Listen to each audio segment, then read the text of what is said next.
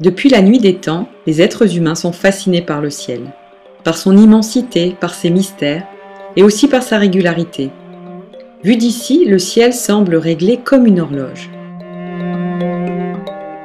Le soleil ne manque jamais son rendez-vous matinal, et la lune ne nous déçoit pas non plus avec sa succession prévisible de quartiers, de croissants ou de pleins.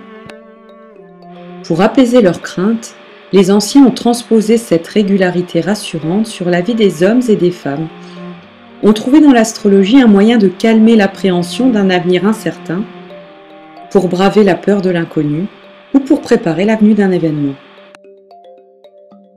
Depuis quelques décennies, une nouvelle astrologie est apparue.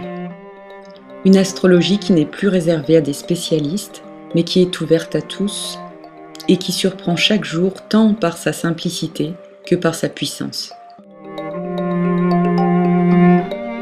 Une astrologie où il n'est plus question de prévoir, mais de créer. Une astrologie où le ciel n'est plus un oracle, mais un instrument de musique dont nous pouvons apprendre à jouer de manière toujours plus harmonieuse. Je vous invite aujourd'hui à découvrir l'astrologie telle que vous ne l'avez sans doute jamais vue, une astrologie qui retrouve toute sa puissance, une astrologie au service de la vie, de nos réalisations, de nos objectifs et de la création d'un monde tel que nous le rêvons.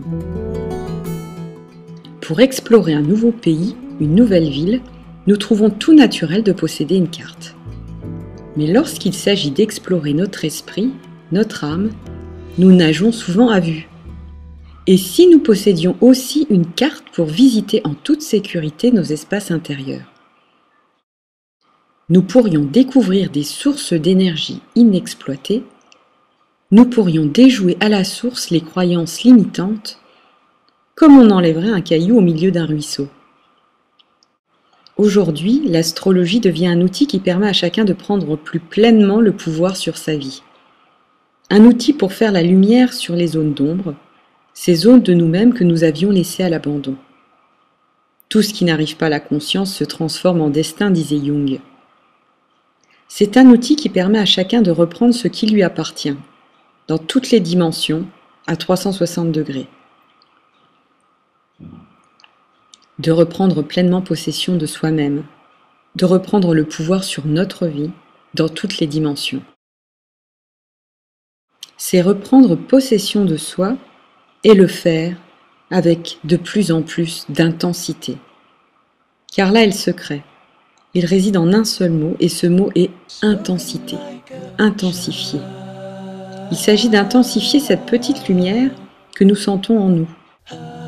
Et le symbole, par la concentration d'énergie qu'il contient, agit comme une baguette magique. Il transforme le monde autour de nous.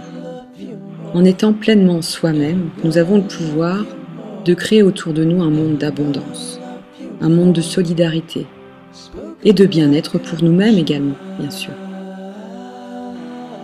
L'astrologie d'aujourd'hui n'a plus vocation à nous enfermer dans des carcans. Elle ne doit plus nous cloisonner dans 12 signes ou dans un destin immuable. Le symbole, s'il est utilisé correctement, peut être un outil de création, d'ouverture et de libération, dans le bonheur d'être pleinement soi-même. Un être unique et précieux pour le monde. La carte du ciel est notre carte routière personnelle. C'est un mandala qui va nous permettre un accès concret à de nouvelles énergies. Et comme beaucoup d'entre nous, j'ai hâte que nous nous rendions compte à quel point nous sommes puissants, que nous avons la puissance de rendre ce monde meilleur, que rien n'est inéluctable, que ce monde nous pouvons le rendre plein d'amour, de respect de notre planète et de tous ses habitants.